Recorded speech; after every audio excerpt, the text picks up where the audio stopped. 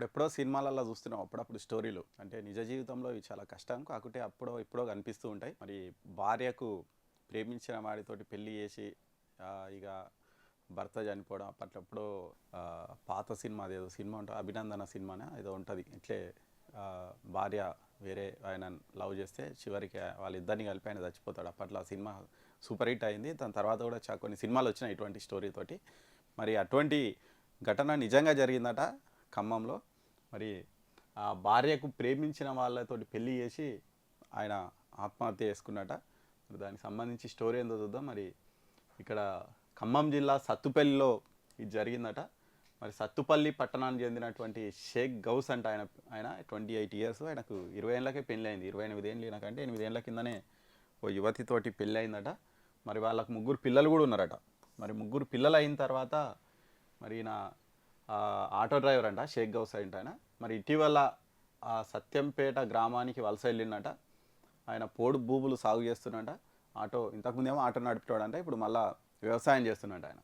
ఈ క్రమంలో అదే గ్రామానికి చెందినటువంటి ఒక యువకుడితోటి ఆ షేక్ గౌస్ భార్య ప్రేమలో పడ్డదట. ఇంకా ఆ విషయం తెలిసిన తర్వాత ఇక ఆయన ఇక నన్ను ప్రేమించని భార్య నా దగ్గర ఎందుకు అని వాళ్ళిద్దరికి పెళ్లి చేసినట్టు ఆయన. పెళ్లి చేసి అందరు ఒప్పించినట్ట. నిజంగా ఇక వాళ్ళిద్దరిని ఒప్పించి బుధవారం రాత్రి పెళ్లి చేసినట్ట.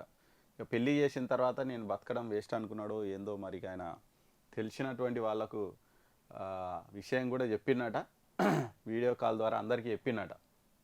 నా భార్యకు వేరే ఆయన లవ్ చేసింది, ఆయనతో పెళ్లి చేసిన అని చెప్పి వీడియో కాల్ చేసి అందరితో మాట్లాడి మరి ఇంట్లోకి వెళ్ళి ఆయన సూసైడ్ చేసుకున్నట. మరి ఆ విషయం బయటపడి అందరూ నిజంగా అంటే ఇప్పుడు ఇక్కడ వాళ్ళ భార్య పెళ్లి చేసుకొని వెళ్ళిపోయింది, భర్త చనిపోయింది. ఇప్పుడు 3 పిల్లల పరిస్థితి ఏంది అనేది ఇప్పుడు క్వశ్చన్ మార్క్. ఇగో తల్లి పెళ్లి చేసుకోవడం, తండ్రి మరణించడంతో 3 పిల్లలు అయితే ఇప్పుడు అనాథలు అయిపోయారట. నిజంగా ఇది అంటే ఏం ఆలోచిస్తారో ఏందో, ఎవరి తప్పు ఎవరి తప్పు మనం చెప్పలేం. కానీ ఇటువంటివి అంటే ఇప్పుడు ఆ పిల్లల గురించి అన్న ఆలోచించాలి కదా. అరే నేను పెళ్లి చేసుకొని పోతే పిల్లల పరిస్థితి ఏందని ఆమె ఆలోచించలేదు.